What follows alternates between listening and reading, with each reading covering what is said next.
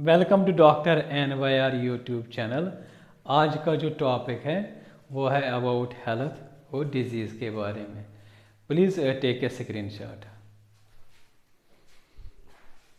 ये नया चैप्टर है। चैप्टर का नाम है human health and disease, class 12 में आता है और ये यूनिट का नंबर है। यूनिट का नाम जो है इसमें वो है बायोलॉजी इन ह्यूमन वेलफेयर। जब हम बायोलॉजी की एप्लीकेशन देखते हैं ह्यूमन वेलफेयर में, तो जो MS स्वामीनाथन जो हैं, इनका नाम बहुत बार बार आता है। इनका कंट्रीब्यूशन बहुत है biology for the application of human welfare. तो यहाँ पे क्या है, इनको मतलब यहाँ पे मेंशन करना बहुत ज़रूरी है। कभी कभी क्या होता है, मल्टीपल चॉइस क्वेश्चन आ सकता है कभी इसमें, इसीलिए इसको इसके बारे में थोड़ा सा पढ़ना है।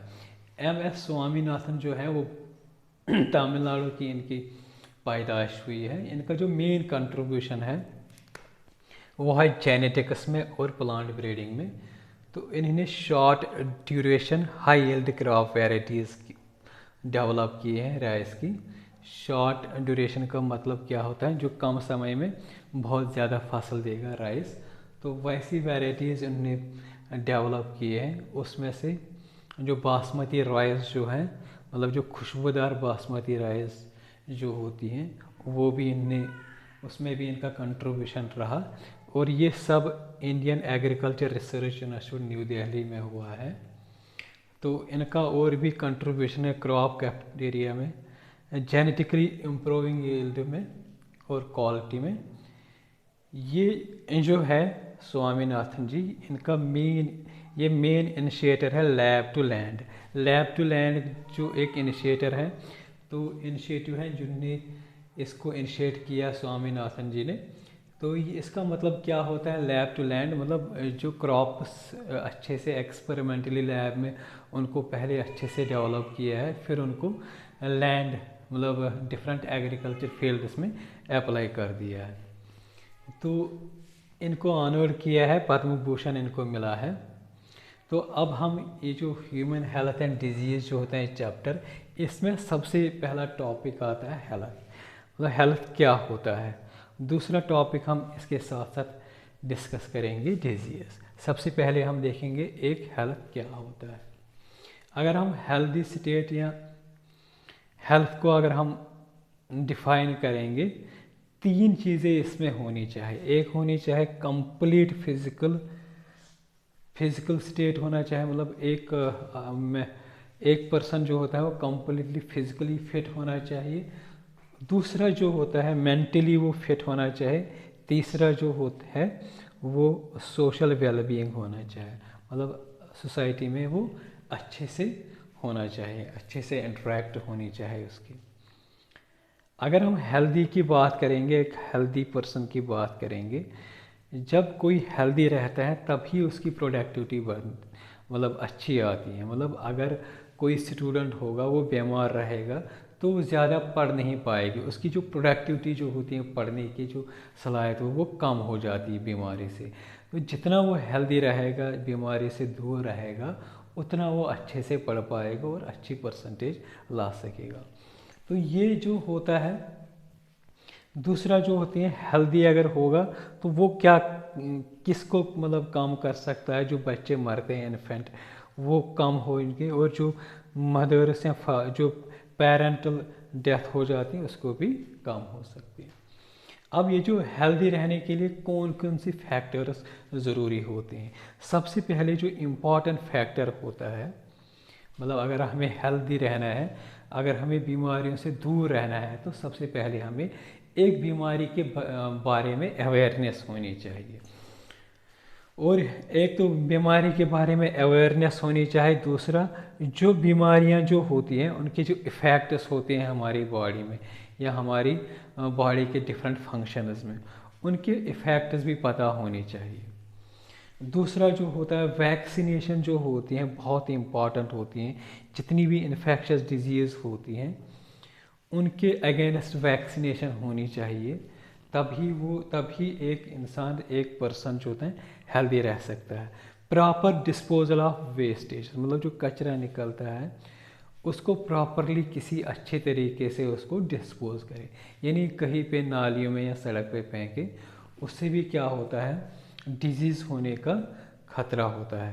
कंट्रोल ऑफ वेक्टर्स, जो वेक्टर्स जो होते हैं, वेक्टर्स ऐसे ऑर्गेनिज्म होते हैं जो डिजीज़ काजिंग एजेंट्स अपने आप में ले जाते हैं। फॉर एग्जांपल अगर हम देखेंगे मॉस्किटो, मॉस्किटो एक वेक्टर होता है जिसमें डेंगू या मलेरिया का ये जो होता है एजेंट्स होते हैं, जैसे वो किसी को बाइट करते हैं वो डिजीज़ काज करते हैं। मेंटेनेंस ऑफ हाइजीन, मतलब अच्छा पर्सनल हाइजीन होना चाहिए। और नेक्स्ट जो होता है एक्सरसाइज करनी चाहिए। एक्सरसाइज में अगर हम ज़्यादा हार्ड एक्सरसाइज नहीं कर सकते हैं, सिंपली योगा या कुछ बॉडी हार्लेक्स कर सकते हैं, तो वो भी इम्पॉर्टेंट होता है एक हेल्दी, मतलब एक हेल्दी रहने के लिए। लास्ट इम्पॉर्टेंट जो होता है ये होता है बैलेंस डाइट। बैलेंस डाइट का मतलब होता है जिसमें हर एक न्यूट्रिएंट जो होते हैं वो हर एक मतलब प्रॉपर परसेंटेज, प्रॉपर कंसंट्रेशन में होना चाहिए। यानी कोई भी मतलब एक ही फूड खाए, प्रोटीन भी होना चाहिए उसमें सही मकदार में, क्वांटिटी में, कार्बोहाइड्रेट्स होना चाहिए, फैट्स भी होनी चाहिए, वाइटामिन मिनरल्स, ये सब जब सही क्वांटिटी में होंगे उसको बोलते हैं बैलेंस्ड डाइट। इसके बाद हम देखेंगे डिजीज़ क्या होता है। जब हमारा बॉडी का कोई भी एक पार्ट या एक से ज़्यादा डिफेक्ट हो जाएगा, मतलब अच्छे से वो काम नहीं करेगा, तो उस चीज़ को बोलते हैं डिजीज़। अब जब डिजीज़ होते हैं तो हम यहाँ पे सिर्फ एनसीईआरटी के हिसाब से क्लासिफाई करेंगे डिजीज़ को। अकॉर्डिंग टू एनसीईआरटी यहाँ पे दो डिजीज़ के क्लासिफिकेशन होती है, एक होता है इन्फेक्शस, दूसरा होता है नॉन इन्फेक्शस। सबसे पहले हम देखेंगे इन्फेक्शस क्या होती हैं। इन्फेक्शस डिजीज़ ऐसी डिजीज़ होती हैं जो एक पर्सन से दूसरे पर्सन से स्प्रेड हो जाएगा, चाहे वो कंटैक्ट से हो जाए या वो मतलब थ्रू मतलब कोई ड्रॉपलेट से हो जाए, उनको बोलते हैं इन्फेक्शस डिजीज़। ये जो इन्फेक्शस डिजीज़ जो होते हैं कभी कभी क्या इनको बोलते हैं कम्युनिकेबल डिजीज़ भी। तो ये जो इन्फेक्शस डिजीज़ होते हैं इनको ये मतलब किसकी वजह से होते हैं, पैथोजेनस की वजह से। जो माइक्रो ऑर्गेनिज्म जो होते हैं, माइक्रो ऑर्गेनिज्म जो होते हैं वो दो कैटेगरीज में हम डिवाइड कर सकते हैं। एक होते हैं पैथोजेनिक माइक्रोब्स, दूसरे होते हैं नॉन पैथोजेनिक। पैथोजेनिक वो माइक्रोब्स होते हैं जो डिजीज़ काज करते हैं, और नॉन पैथोजेनिक वो होते हैं जो डिजीज़ काज नहीं करते हैं। फॉर एग्ज़ाम्पल दही होता है, दही में बैक्टीरिया होता है, वो हमारे लिए डिजीज़ काज नहीं करता है, इसीलिए वो नॉन पैथोजेनिक होता है। तो ये जो होते हैं इन्फेक्शस डिजीज़ जो होते हैं ये काज होते हैं पैथोजेनस की वजह से। फॉर एग्ज़ाम्पल बैक्टीरिया से या फंजाई से, कभी कभी वायरस भी होगा। तो अगर हम एग्ज़ाम्पल देखेंगे, सबसे ख़तरनाक इन्फेक्शस डिजीज़ होती है एड्स होता है। तो रिसेंटली कोविड-19 भी इन्फेक्शस डिजीज़ होती है। टीबी या इसको बोलते हैं ट्यूबरकुलोसिस, ये भी एक एग्जांपल होती है इन्फेक्शस डिजीज़। दूसरी जो डिजीज़ होती हैं वो non infectious disease. Non infectious disease क्या होती हैं, जो एक पर्सन से दूसरे पर्सन से स्प्रेड नहीं हो जाएगी। तो ये क्या होते हैं, इनको कभी कभी नॉन कम्युनिकेबल डिजीज़ भी बोलते हैं। तो इनको पैथोजेनस, ये जो ऐसे नॉन इन्फेक्शस डिजीज़ जो होती हैं ये मतलब किसकी वजह से काज हो जाते हैं, जेनेटिक फैक्टर्स। फॉर एग्जांपल किसी एंसेस्टर में, किसी पेरेंट में कोई डिजीज़ होगी, उसके चांसेस होते हैं, उसके जो ऑफस्प्रिंग्स हैं, छोटे छोटे बच्चे होंगे उसके चांसेस होते हैं, तो उसी को बोलते हैं जेनेटिक फैक्टर से ये हो सकता है। दूसरा जो होता है एनवायरमेंटल फैक्टर्स, मतलब कोई अगर कोयले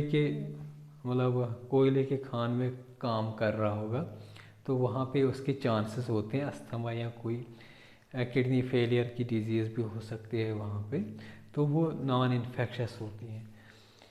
दूसरा जो होती है माल न्यूट्रिशन, जब हम किसी बच्चे को अच्छे से न्यूट्रिशन नहीं प्रोवाइड करते हैं, वो बिल्कुल एक कंडीशन होती है उसको, तो दैट इज़ नोन एज, उसको बोलते हैं माल न्यूट्रिशन।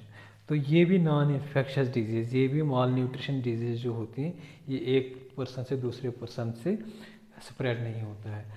कभी कभी क्या होते हैं, ये जो नॉन इन्फेक्शस डिजीज़ जो होते हैं ये लाइफस्टाइल से भी हो जाता है। फॉर एग्ज़ाम्पल कोई आदमी होता है वो ज़्यादा अल्कोहल पीता है, तो उसका लीवर जो होता है, लीवर डिजीज़ होने के चांसेस होते हैं। तो वो डिजीज़ जो होती हैं जो लाइफस्टाइल से, मतलब कोई टबैको खाता है, उसका अच्छा लाइफस्टाइल नहीं है, तो उससे क्या होता है, कैंसर होने के चांसेस होते हैं। तो वो भी क्या होता है, नॉन इन्फेक्शस डिजीज़।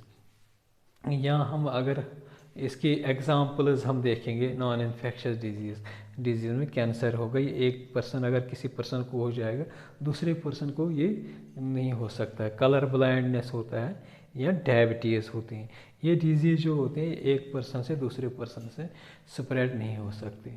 अगर आप लोगों को हमारा ये वीडियो अच्छा लगा होगा, प्लीज़ इस चैनल को सब्सक्राइब कर दीजिएगा, वीडियो को लाइक एंड शेयर कर दीजिएगा। Thank you very much.